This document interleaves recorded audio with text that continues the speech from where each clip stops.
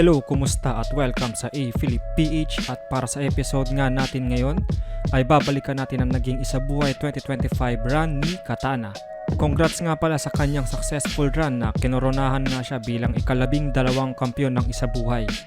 Hindi rin naging biro ang mga nakalaban ni Katana. Sa first round nga ay nakaharap ni si Terdy na hindi basta-basta natitinag at sumasabay sa delivery. Sa second round naman ay si Carlito o Sayed na alam naman natin na halimaw kapag naka-A-game. Sa semis naman si Saint Ice na matinik din sa pen game at matalim sa freestyle. At sa finals nga ay si Lipcam na malaki ang lamang sa experience sa Isabuhay tournaments at favorite na manalo sa torneo. Masasabi nga na napaka-solid ng naging taon ni Katana dahil natapos niya ang 2025 ng undefeated at kampiyon. And without further ado, ito ang mga best moments ng Isabuhay 2025 run ng ating ika-12 champion na si Katana. Sino ba first round nito? Si Aubrey? Sa battle nyo nga puta, ikaw pa yung binata. Ako first round ko si Terdy at alam nyo naman yun ang pinaka-aggressive na Bisaya. Semis mo si Van na mukhang walang malay. Anong nakakatakot dyan? Ako hanggang ngayon, tangina, nabilis pa din tibok ng puso ko pag naulan. Mamumuntikaanan ka pa ni Van. Tangina naman, Isabuhay pang-apat mo na to. Kung ako nakalaban ni Van, pagtapos ko i-body bag, bakit palo ko pa sa'yo? Malapit daw sa kanya yung unang dalawa niyang nakalaban. Kaya hindi bang tournament yung mga bana at ba't kay Van ang ina mo pa din? Huwag ka na magpaliwanag. Sino bang tinalo netong malakas? Sayad? Nasa third round, di na naman nagkabisa? Sa maestrong round 1 pa lang, pagod agad? Buwang gusto na agad magpahinga? GL? 3-2? Bakit malakas ba yung buga? Kaya mo lang naman natalo sa GL nun, di pa siya nun marunong magmura.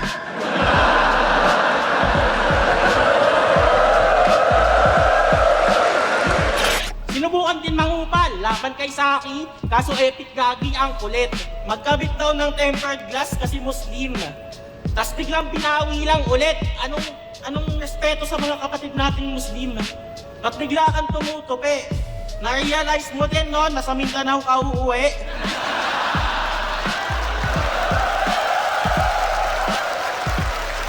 Sana all mistiso, bet ng Pilipino. Malaambo yung dating, nag-i-English pa, putang ina. Malugod ka talagang tatanggapin.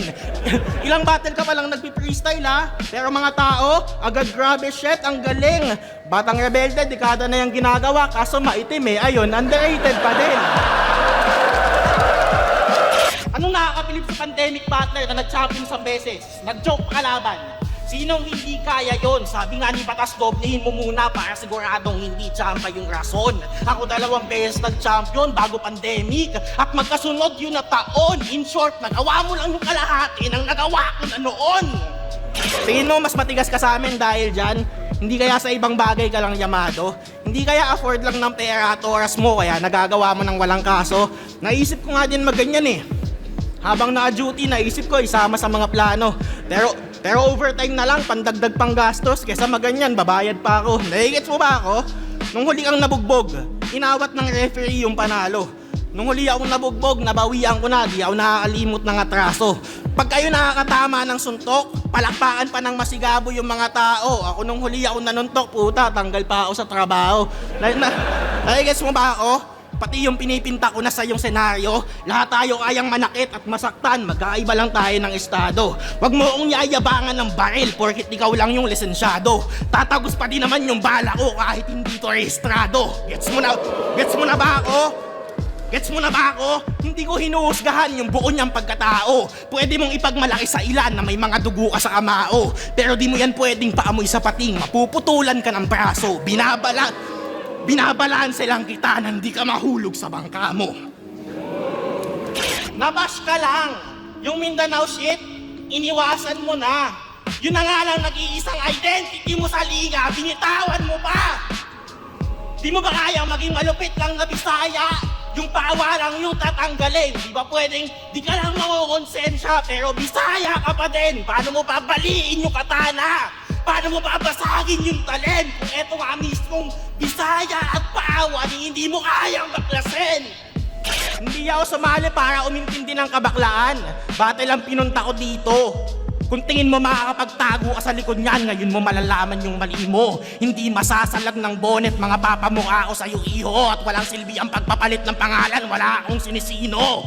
Ano nga bang bala kong patayin? Yung sayad nga ba na bandido? O yung gawa-gawang persona ba ang dapat makastigo? Bala ko nga ba tong tanggalan ng maska? Kaya nga ba ako nandito? Ikaw mismo maglalabas kay sayad, hindi ako kaya ni Carlito. Kaya nag-jiu-jitsu na lang. Suggestion, ba't di ka na lang kaya mag-tennis? Ang napili mo pa talagang sport, BJJ. May naamoy na agad ako na X. Mga agresibong nagyayakapan sa sahig. Kala mo may something sila na fetish. Minsan ayaw nyo pa tumigil. Nagkakadikita na kayo ng ethics.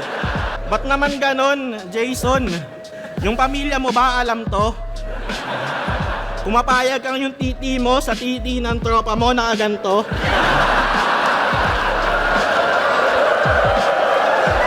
Kaya kong tupiin yung damit mo habang suot mo pa. Talaga?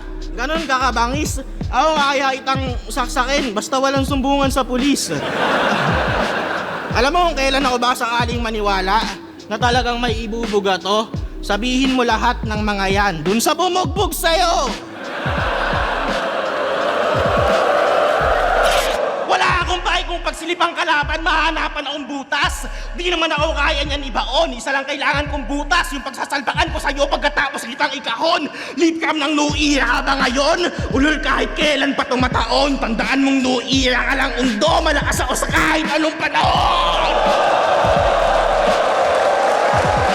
Luz Cornelio, nasiraan ng bait kaya masama. Hindi naman sa akin question. Tunay sa hindi, madaling makilakis pag pinadaan sa inspeksyon. Kung nasiraan ka lang ng bait, di mo yan piniling direksyon. Mismong sanhe, pati mga bungay, di mo sariling intensyon. Wala ka ng sariling desisyon. Ang meron lang ilusyon na yay sa'yo. Ako di ako nasiraan ng bait, ni walang gasgas. Sa kasunduan tumupad ako. Good condition yon nung swinap ko sa demonyo, talagang bumait.